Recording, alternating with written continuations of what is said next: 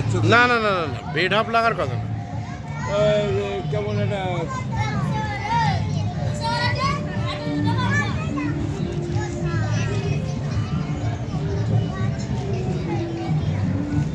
কিছু বলুন।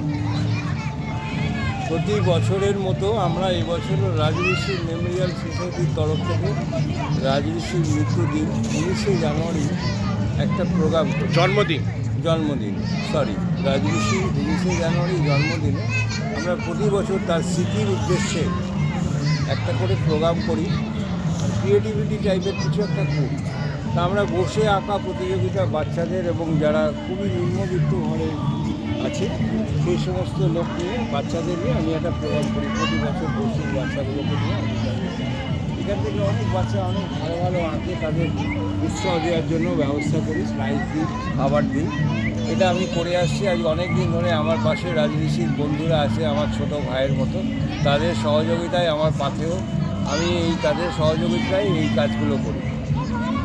Thank you পিকে দা, আপনি আছেন বলেই, শুধু আপনি আছেন বলেই আমরা আছি।